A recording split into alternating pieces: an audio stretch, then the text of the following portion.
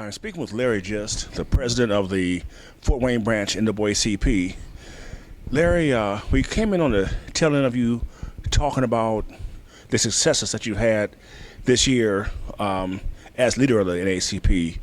You're talking about the crime thing. What exactly happened that where you were proven to be successful?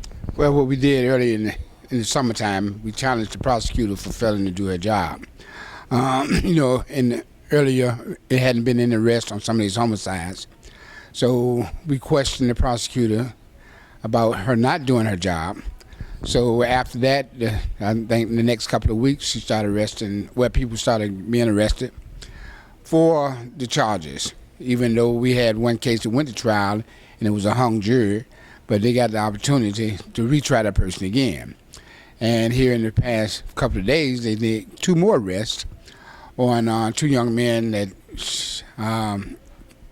killed a young man whom they admitted that was the wrong person.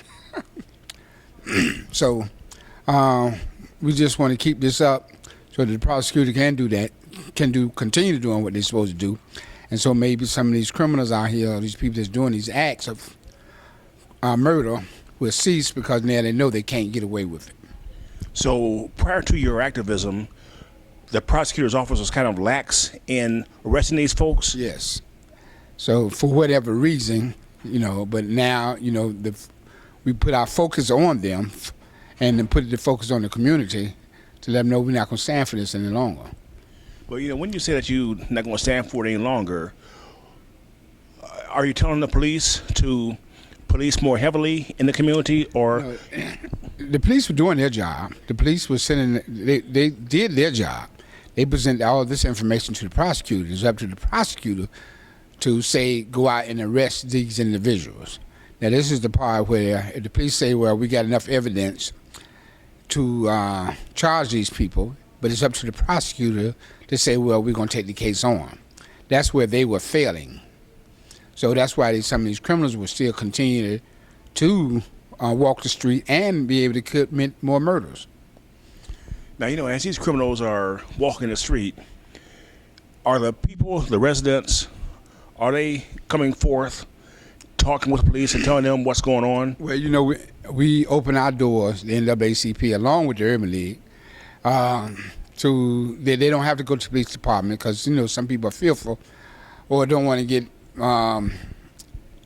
be challenged themselves. So they want to be able to leave when they get ready if they feel too much pressure being put on them for whatever reason.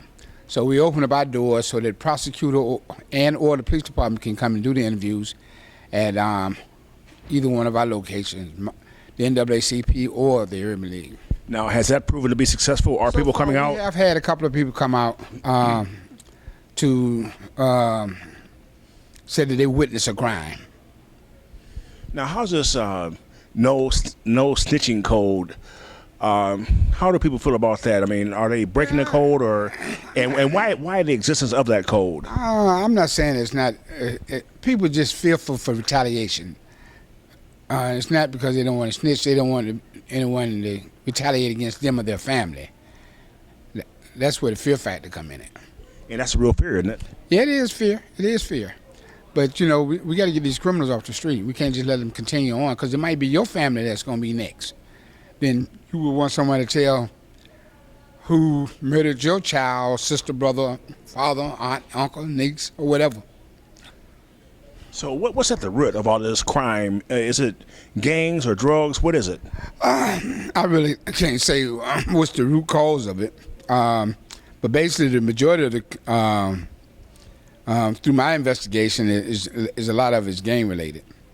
Now, domestics, those are solved like the very next day. But those that's doing the ride-bys and shoot-em-ups, those are the cases no one's coming really forward toward. And those kind of things, it's kind of hard, isn't it, for the NAACP to come up with a program that would prevent young men from doing those kind of things like that?